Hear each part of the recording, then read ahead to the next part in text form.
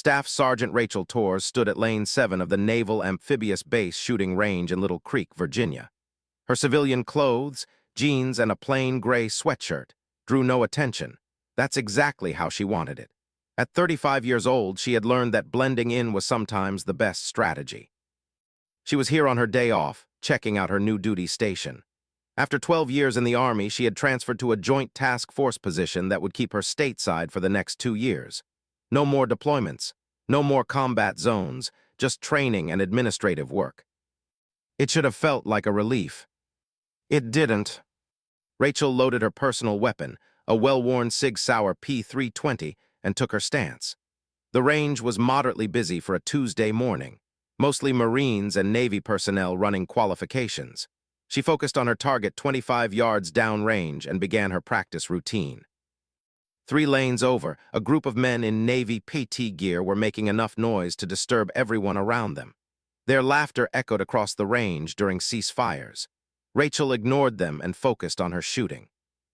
After her first magazine, Rachel pressed the button to bring her target forward. All 15 rounds were clustered in the center mass, with 12 of them in a group smaller than a silver dollar. Not bad for a girl. Rachel turned to find a man standing just behind her lane divider. He was tall and powerfully built, probably early 30s, with the kind of confidence that came from being very good at what he did. His Navy PT shirt was soaked with sweat, and his arms showed the kind of muscle that came from functional strength, not gym workouts. "Excuse me," Rachel said. "Your grouping, not bad." He smiled, but it wasn't entirely friendly. "But you're gripping too tight. I can see the tension in your shoulders from here. You keep shooting like that, you'll develop a flinch." Rachel took a slow breath. "I appreciate the advice." "No problem, I'm always happy to help out." He extended his hand. "Petty Officer First Class Mike Donnelly, SEAL Team 4. Rachel shook his hand briefly. "Rachel Torres." "You stationed here, Rachel?" "Just transferred in. Joint Special Operations Task Force." Donnelly's eyebrows rose. "JSOTF? What do you do there? Administrative work." Rachel felt the familiar irritation rising, but kept her voice neutral. "Something like that." "Well, if you're going to be working around special operations, you should probably tighten up your fundamentals." Donnelly gestured to the range. "Tell you what, I've got some time before my team's evolution. Let me give you a few pointers, free of charge." From 3 lanes down, one of Donnelly's teammates called out, "Don't waste your time, Mikey. We've got qualifications in 20 minutes. Donnelly waved him off. 20 minutes is plenty of time." He turned back to Rachel. "What do you say? Could be good for you to learn from someone who does this for real." Rachel studied him carefully. She had encountered men like Donnelly 100 times before. Well-meaning, perhaps, but completely unable to imagine that a woman might not need their help. She had 2 choices: politely decline and be dismissed as ungrateful, or accept and endure a condescending lesson she didn't need. She was tired of both options. "Tell you what," Rachel said. "How about a friendly competition instead? We both shoot a qualification course. Best score wins." Donnelly laughed. "A competition against me. Is that a problem?" "No, no problem at all. Just seems a little unfair to you." He looked back at his teammates who were now watching with interest. "You guys hearing this?" One of them, a shorter man with a thick beard, called back. "She's got guts, I'll give her that." Another one added, "Go easy on her, Donnie." Donnelly turned back to Rachel, still smiling. "Look, I don't want to embarrass you. I'm a SEAL instructor. I teach shooting to some of the best marksmen in the world. I'm not bragging, just stating facts." "Then you should have no problem beating me," Rachel said calmly. Donnelly's smile faded slightly. He wasn't used to people not backing down. "Okay, fine, but when I win, you let me give you that lesson. Deal?" "And when I win?" Rachel asked. "If you win, which you won't, I'll buy you lunch and apologize for underestimating you. Sound fair?" Rachel extended her hand. "Deal." They shook on it, and Donnelly called over the range safety officer to officiate. Within minutes, a small crowd had gathered. Word spread quickly on military bases when something interesting was happening. The range officer, a grizzled Marine gunnery sergeant, set up the course. Standard qualification: 50 rounds, multiple distances, multiple positions, timed stages. Both shooters will go simultaneously. I'll score the targets when you're done. Donnelly stretched his arms and rolled his shoulders, making a show of his preparation. His teammates were offering encouragement and making jokes. Rachel simply loaded her magazines and waited. "Shooters ready," the gunny called out. "Ready," Donnelly answered confidently. "Ready," Rachel said quietly. "On my mark, 3, 2, 1, commence firing." The range erupted with gunfire. Rachel fell into a rhythm she had practiced thousands of times. Her movements were economical, precise, almost mechanical. She didn't rush, but she didn't waste motion either. Each shot was deliberate, each transition smooth. Beside her, Donnelly was fast, very fast. His technique was excellent, his movements crisp and professional. He finished a full 10 seconds before Rachel. When the ceasefire was called, Donnelly was grinning. "Not bad, Rachel. You've definitely had training, but speed matters in the real world." Rachel didn't respond. She simply safed her weapon and waited for the scoring. The gunny brought both targets forward and examined them carefully. His weathered face was unreadable as he counted holes and marked scores. The crowd pressed in, trying to see. Finally, the gunny looked up. "Petty Officer Donnelly, your score is 465 out of 500. That's expert level and one of the best scores I've seen this month." Donnelly's teammates erupted in cheers. He turned to Rachel with a sympathetic expression. "Hey, don't feel bad. That's a hard score to beat. You probably did fine for." "Staff Sergeant Torres," the gunny interrupted, his voice carrying across the range. "Your score is 498 out of 500. The range went silent. Donnelly's smile froze. "What?" The gunny held up Rachel's target. Every single shot was in the scoring zones. 48 of the 50 rounds were in the center mass X-ring. The 2 that weren't were just barely outside it, still worth full points. "I've been running this range for 15 years, the gunny said slowly. "I have never seen a score this high, not from SEALs, not from Marine Scout snipers, not from anyone." He looked at Rachel with something like awe. "Ma'am, who the hell are you?" Rachel took her target from the gunny and rolled it up. "Just someone who knows how to shoot, gunny." Donnelly was staring at her like he'd seen a ghost. His teammates had gone quiet, their earlier joking completely evaporated. "That's not possible," Donnelly said. "Nobody shoots that clean under time pressure, not without." He stopped, his eyes narrowing. "What's your specialty, Torres? Who did you serve with?" "Like I said, I'm with JSOTF now." "That's not what I asked." Donnelly's voice had lost all its condescension. Now he sounded wary. "What unit were you with before?" Rachel picked up her weapon case. "I think you owe me lunch, Petty Officer Donnelly, and an apology." "Wait," Donnelly moved to block her path. "I need to know. That kind of shooting doesn't come from standard training. You're either naturally gifted beyond anything I've ever seen, or," he trailed off thinking, "or you've had specialized training, the kind that doesn't show up on normal service records." Rachel met his eyes. "You should probably stop asking questions you don't want answers to." She moved past him, but one of his teammates stepped forward. "Hold on, Torres, you said? Army." The man pulled out his phone and typed quickly. His face went pale as he read something on the screen. "What is it, Jenkins?" Donnelly asked. Jenkins looked up from his phone, his expression shocked. "Donnie, we need to see her file right now." "Why?" "Because I think I know who she is, and if I'm right," Jenkins swallowed hard, "if I'm right, you just challenged a legend to a shooting competition." Donnelly looked at Rachel, who had paused near the range exit. "Is he right? Are you someone I should know about?" Rachel considered the question. She had transferred here specifically to escape her reputation, to have a quiet assignment where she could process everything that had happened over the past 12 years. The last thing she wanted was attention. But looking at Donnelly's face, the dawning realization, the confusion, the hint of fear, she knew it was too late for anonymity. "My file is classified," she said simply, "and you don't have clearance." She walked out of the range, leaving behind a group of Navy SEALs who were frantically trying to figure out who she really was. By the end of the day, they would know. And when they did, everything would change. Rachel sat in her new office at the Joint Special Operations Task Force compound, staring at a request on her computer screen. Petty Officer First Class Michael Donnelly was asking for a meeting. The request had come through official channels, marked urgent, operational inquiry. She had been expecting this. There was a knock on her door. Before Rachel could answer, it opened. A Marine colonel stepped in, Colonel Sarah Chen, the JSOTF deputy commander and Rachel's direct supervisor.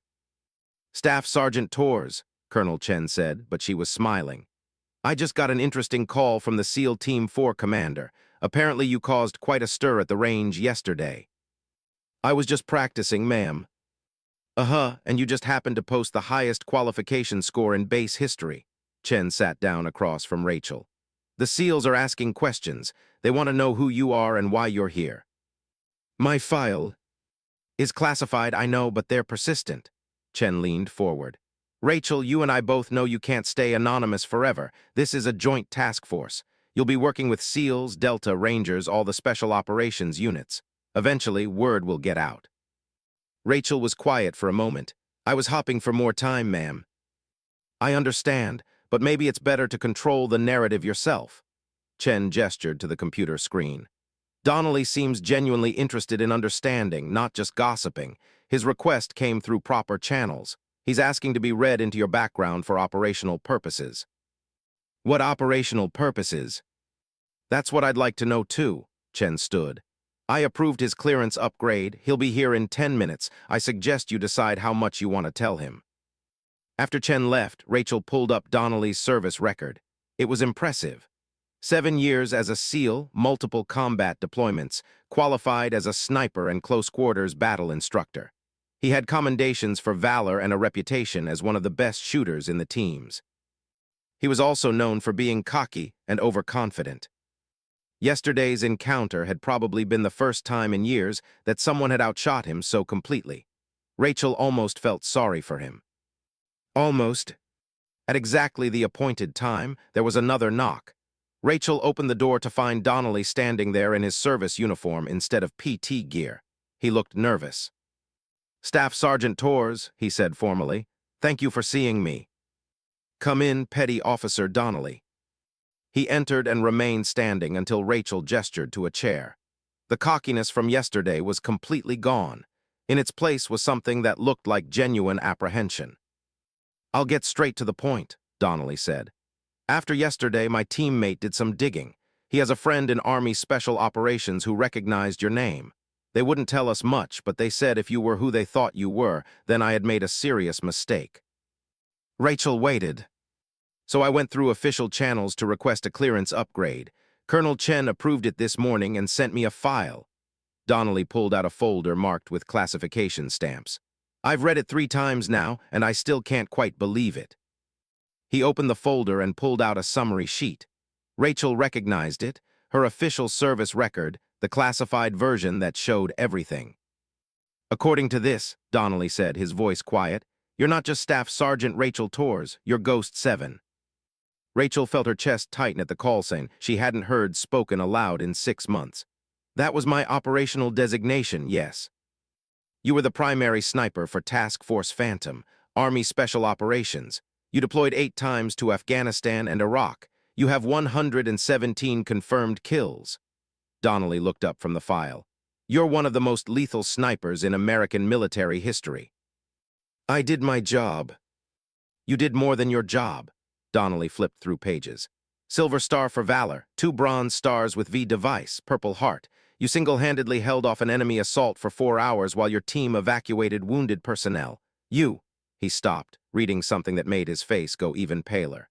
"You took a shot at 1,800 meters in a sandstorm and saved an entire platoon from an ambush."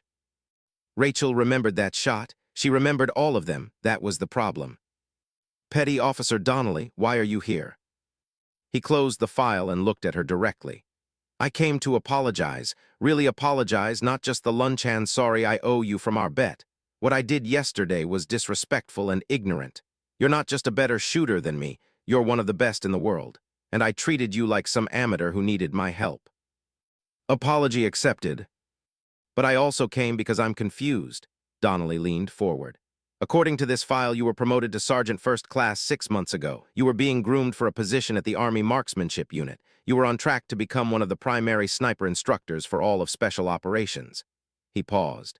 "Then you put in a transfer request. You took a demotion back to Staff Sergeant. You moved to a desk job at JSOTF. Why would you do that?" Rachel had known this question would come. She had prepared answers: operational security, family reasons, career change, all plausible, all lies. But looking at Donnelly's face, seeing genuine concern rather than judgment, she found herself telling the truth. "Because I was broken," she said quietly. Donnelly blinked. "What?" Rachel stood and walked to the window.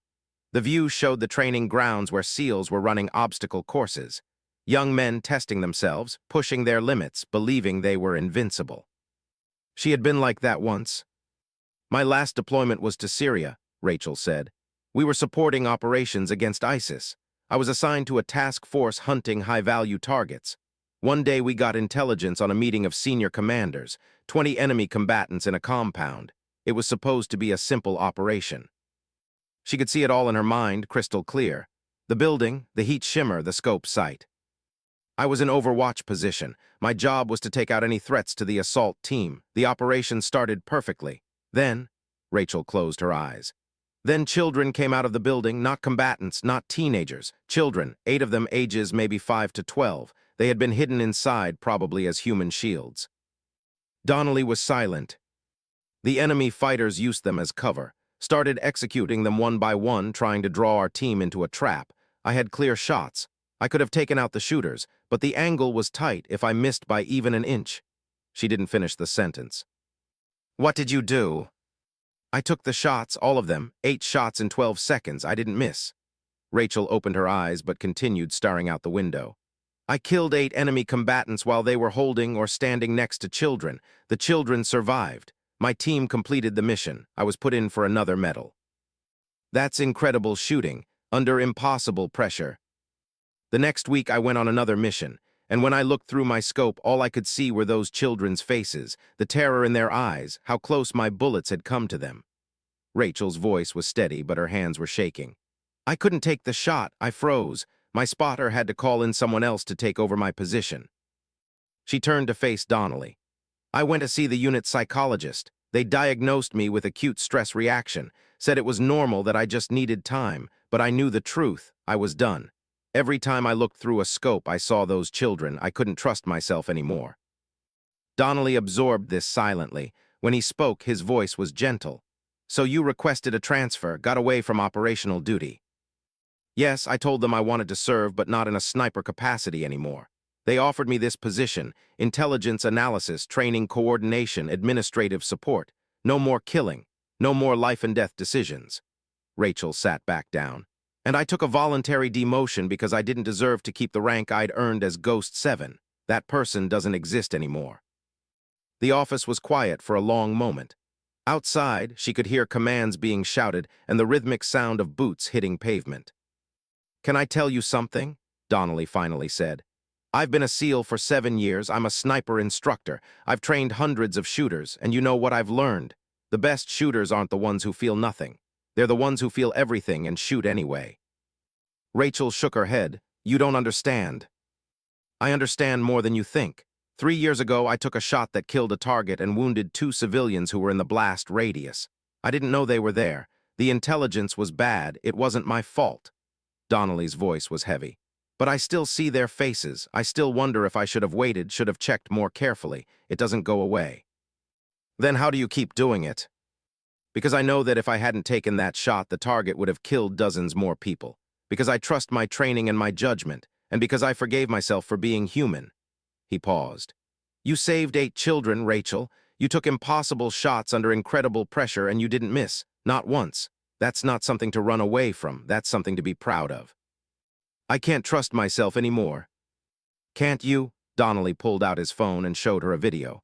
"This is from the range security camera yesterday. Watch yourself shoot." Rachel watched the footage. She saw herself settle into position, control her breathing, make each shot with mechanical precision. There was no hesitation, no flinch, no uncertainty. "Your hands know what to do," Donnelly said. "Your muscle memory is perfect. The problem isn't your skill, it's your head. You're scared that if you go back to operational duty, you'll freeze again or make a mistake." "Exactly. So don't go back to operational duty, not yet, but don't waste your gift either." Donnelly leaned forward. "My team has a problem. We're training a new generation of SEAL snipers, and frankly, our current curriculum isn't good enough. We're losing students who should be passing. We're not preparing them for the kind of impossible shots you made routinely." He paused. "We need someone who can teach not just the mechanics, but the mental side. Someone who understands the pressure, the doubt, the fear. Someone who's lived it." Rachel stared at him. "You're asking me to be an instructor." "I'm asking you to help us be better, not as Ghost 7, as Staff Sergeant Rachel Torres, who happens to be one of the most skilled snipers alive." Donnelly smiled slightly. "Plus, you owe me lunch. This could count as payment." Despite everything, Rachel felt herself smile. "That's not how bets work." "Maybe not, but it's a better use of your time than sitting in an office pretending you're okay with being ordinary." Donnelly stood. "Think about it. Talk to Colonel Chen. If you're interested, we start a new sniper course next month. We could use your expertise." He headed for the door, then stopped. "And Rachel, yesterday at the range, that was the first time in my career I've been completely outclassed. It was humbling and honestly kind of terrifying, but you know what else it was? Inspiring. You reminded me that there's always someone better, always more to learn. That's a gift." After he left, Rachel sat in her office for a long time, thinking. She pulled up the security footage from the range and watched herself shoot again.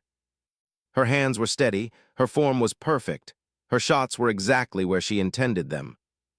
Maybe Donnelly was right. Maybe the problem wasn't her skill, maybe it was her fear. And maybe, just maybe, teaching others could be a way back to trusting herself again. She pulled up an email and began typing a message to Colonel Chen. It was time to stop running. 3 weeks later, Rachel stood in front of a classroom filled with 12 Navy SEALs.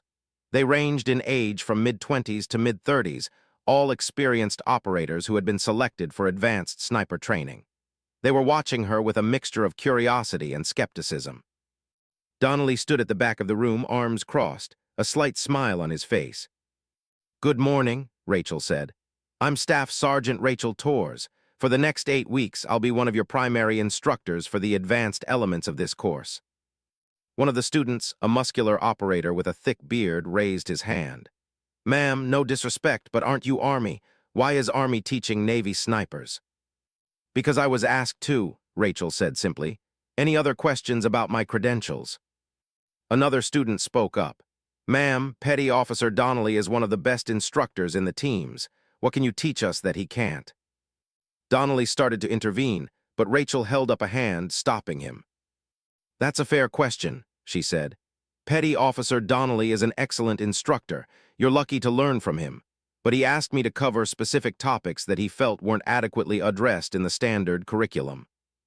She clicked a remote and the screen behind her lit up with an image. It showed a scope view of a compound in a desert environment. The wind flags in the image were pointing in multiple directions. Heat shimmer distorted the air. The distance marker showed 1,500 meters. "This is a real operational scenario from my deployment record," Rachel said. "The target is a high-value individual in the center building. Your team needs him eliminated before he can detonate a vehicle-borne IED. The wind is variable, gusting 15 to 25 knots from multiple directions. The temperature is 110 degrees. You have heat mirage interfering with your scope picture. And you have exactly one shot because after you fire, the enemy will locate your position and you'll be under effective counter-sniper fire." She looked around the room. "Who wants to tell me how to make this shot?" The bearded operator from before raised his hand. "Ma'am, I'd calculate the wind at midpoint, account for the heat mirage, and aim center mass to maximize hit probability." "That's textbook, you'd miss." Rachel clicked to the next slide, showing where that solution would have hit. "Your bullet would have struck 3 inches left of the target. He survives, detonates the IED, and 12 Marines die." The room went quiet. "Anyone else?" Rachel asked. Another student spoke up, offering a different calculation. Rachel showed where that shot would have landed, also a miss. 5 more students tried. All of them failed the scenario. "The problem," Rachel said, "is that you're all applying formulas. You're using the techniques you've been taught, which work 90% of the time. But this is the other 10%, the impossible shots where the book doesn't work." She clicked to a new image showing her actual firing solution. "I made this shot 2 years ago. What you can't calculate from just numbers is the terrain feature that creates a wind eddy at 800 meters. You can't see in a still image that the heat mirage has a pattern that tells you about updrafts. You can't know from a formula that the target has a habit of leaning slightly to his left. Rachel turned to face the class. What I'm going to teach you isn't more formulas or more calculations. I'm going to teach you how to see what the formulas miss, how to trust your instinct when the math doesn't add up, how to make the impossible shot. The bearded operator leaned forward. With respect, ma'am, that sounds like guesswork.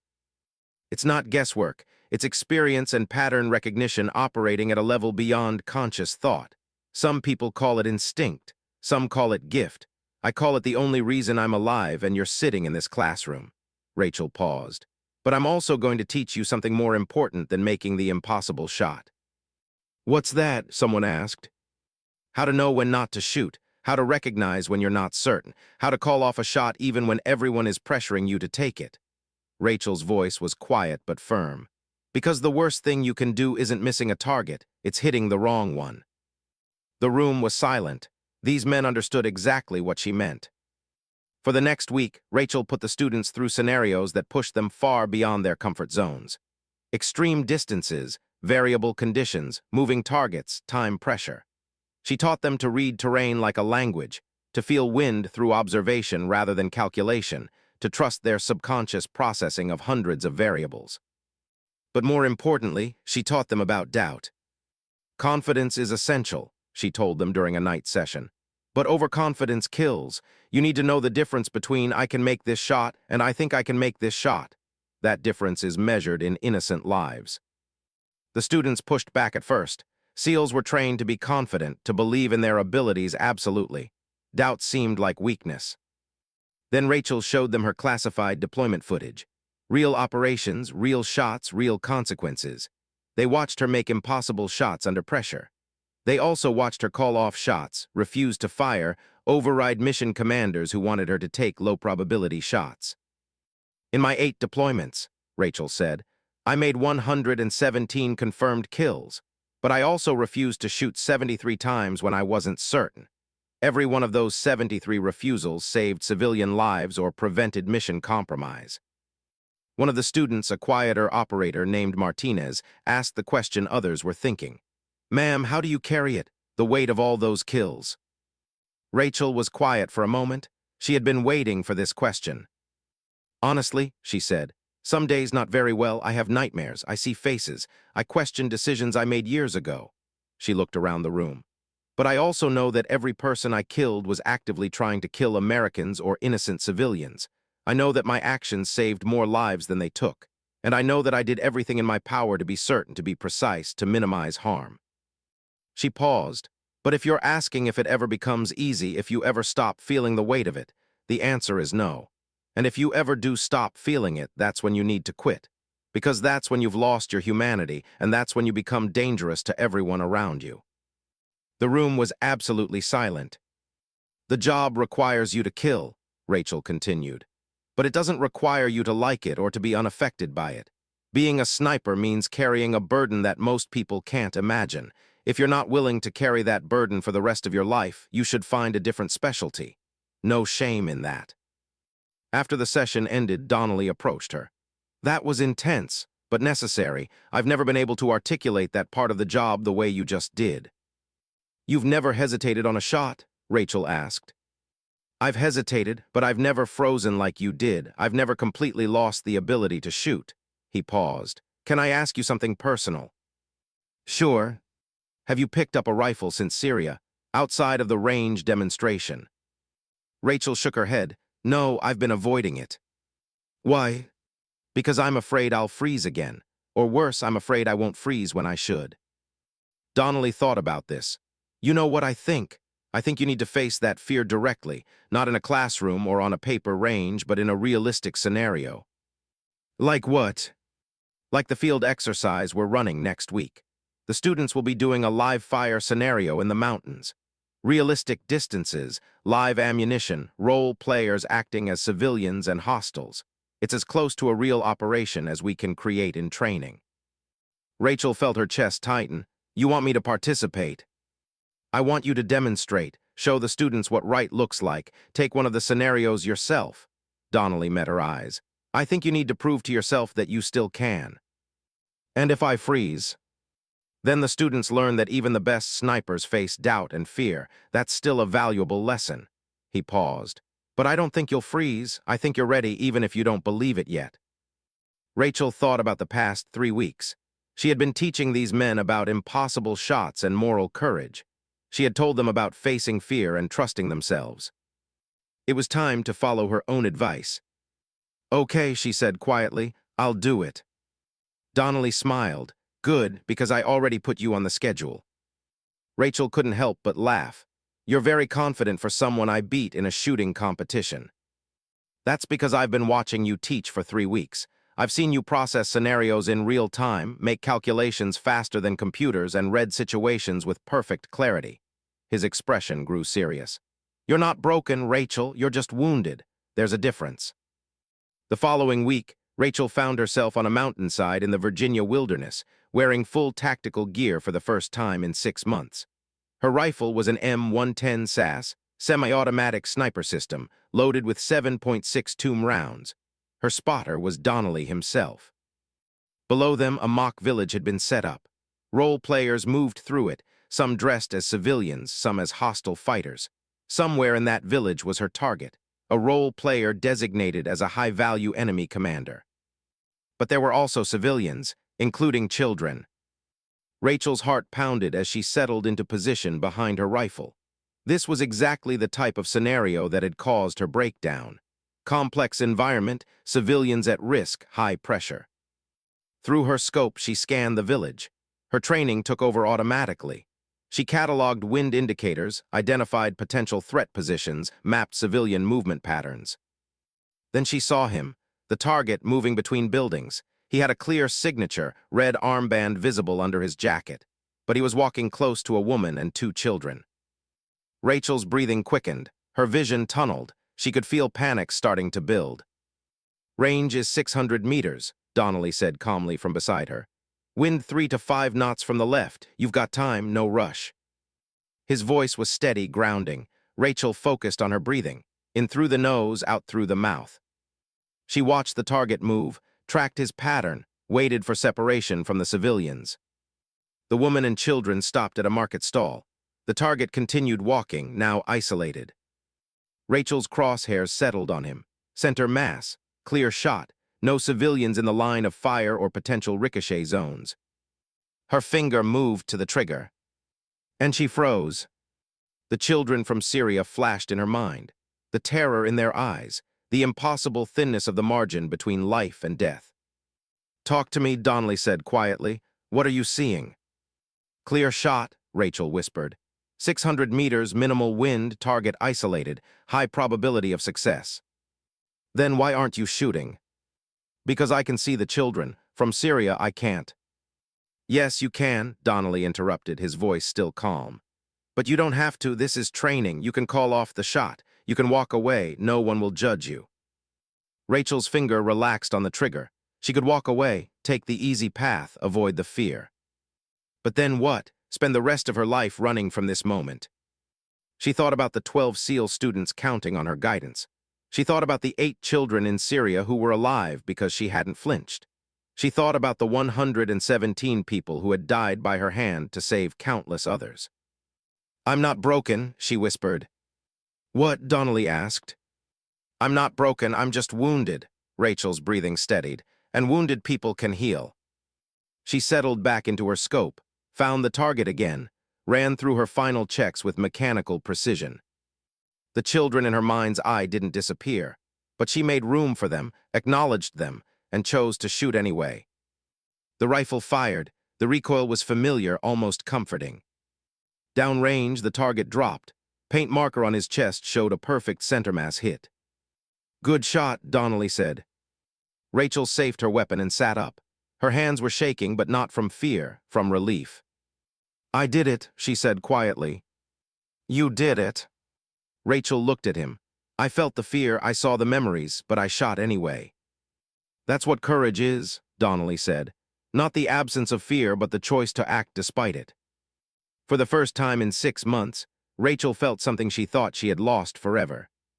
She felt like a sniper again. The graduation ceremony for the SEAL sniper course was held on a perfect Virginia morning. The 12 students stood in formation, newly qualified as advanced precision marksmen. Family members and senior officers filled the seats. Rachel stood off to the side with the other instructors, wearing her dress uniform. Colonel Chen stepped to the podium to address the graduates and their families. Ladies and gentlemen, what these men have accomplished over the past 8 weeks is extraordinary. They've pushed themselves beyond what they thought possible.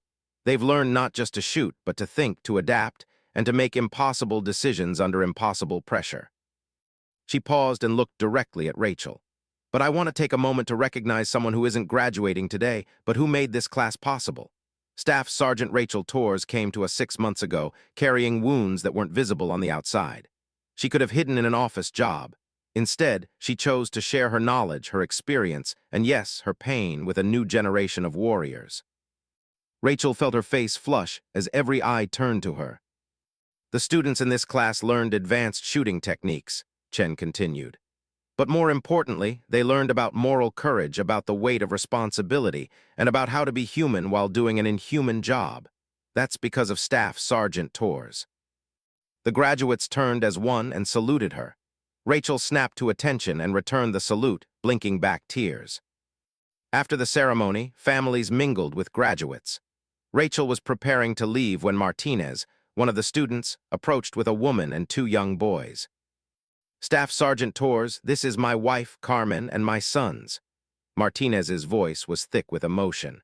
I wanted them to meet you because you're the reason I'm going to come home from my next deployment. Rachel looked at him, confused. I don't understand. 2 years ago, I took a shot I wasn't sure about.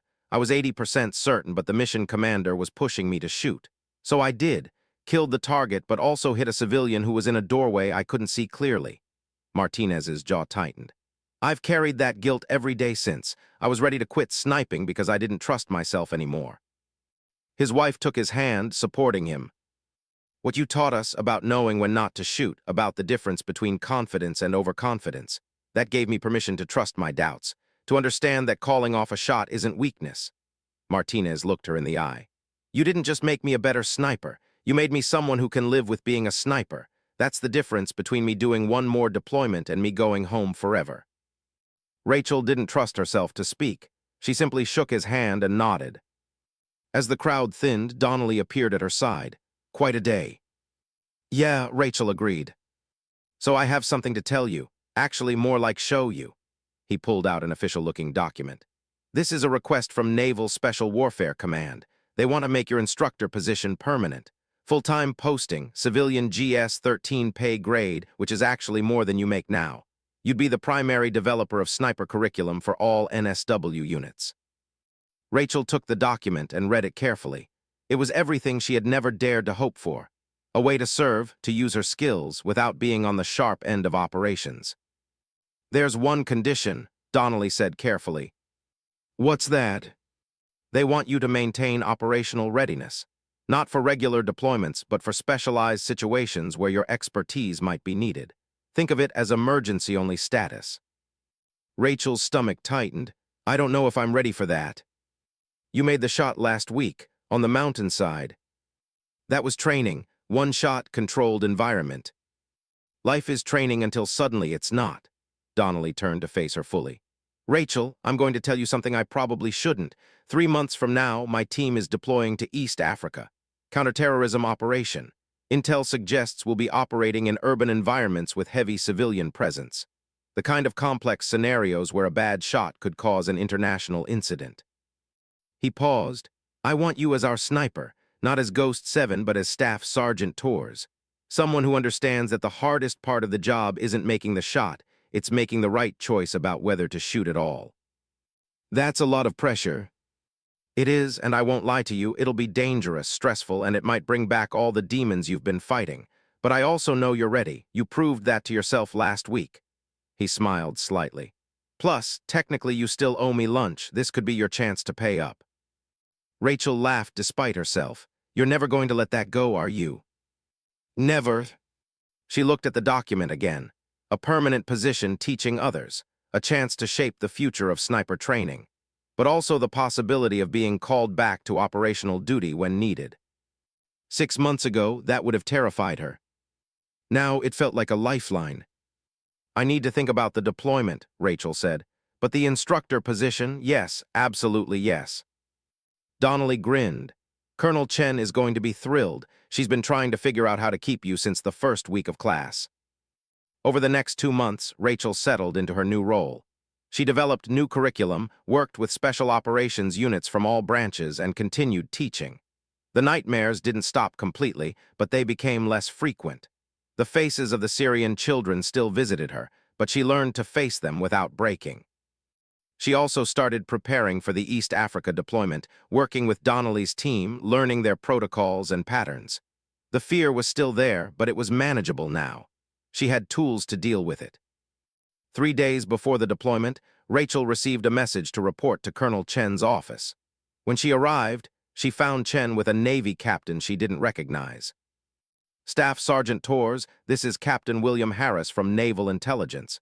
He has some information you need to hear. Harris gestured to a chair and Rachel sat. He pulled out a classified folder. Staff Sergeant, how much do you know about the operation your team is deploying on? General details. Counterterrorism, East Africa, high-value target interdiction. Harris nodded. The operation is targeting a terrorist cell that's been responsible for multiple attacks on civilian targets. The cell leader is an individual we've been tracking for 3 years. He's extremely careful, rarely shows himself, always surrounded by civilians. Rachel's stomach tightened. She knew where this was going. Harris pulled out a photograph. This is our target, Ahmed al-Rashid, former military officer, now running one of the most effective terrorist organizations in the region. Rachel looked at the photo and felt her blood run cold. She knew that face. That's impossible, she whispered. What is? Chen asked. Rachel's mind was racing. I killed him 4 years ago, Syria. He was designated as a high-value target, commander of an ISIS unit. I took the shot at 1,400 meters, confirmed kill. Harris and Chen exchanged a look. Staff Sergeant, Harris said carefully, the man you killed in Syria was Ahmed al-Rashid's twin brother, Khalid. We didn't know about the twin until after the operation. Our intelligence was flawed. Rachel felt the room spinning. His twin. Yes, and according to our sources, Ahmed blamed his brother's death on American snipers, specifically on the sniper who took the shot.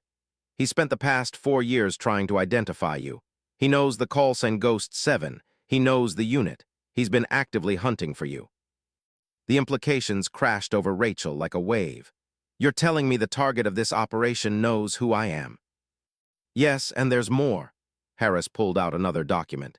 2 weeks ago, we intercepted communications suggesting Ahmed is planning a major attack. Not in Africa, in the United States. We don't know where or when, but the chatter suggests it's soon. Chen leaned forward.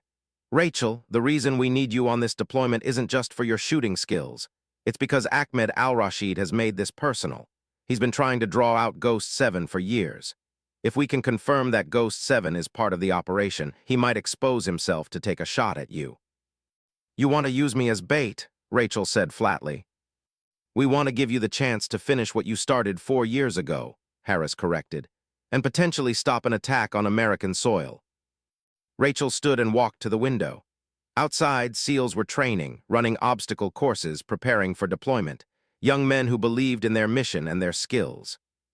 She thought about Martinez and his family, about the 12 graduates who now had the tools to make impossible decisions, about the 8 children in Syria who were alive because she had refused to flinch. She thought about Ahmed al-Rashid, planning an attack that could kill dozens or hundreds of Americans. And she thought about Khalid al-Rashid, the man she had killed 4 years ago, not knowing he had a twin brother who would seek revenge. If I do this, Rachel said slowly, I need full tactical control of the sniper element. No one orders me to take a shot I'm not certain about. No pressure from mission commanders. Agreed, Chen said. And if civilians are at risk, if I call off a shot, that decision is final. Agreed. Rachel turned to face them. Then I'm in, not as bait, as a sniper doing her job. She paused.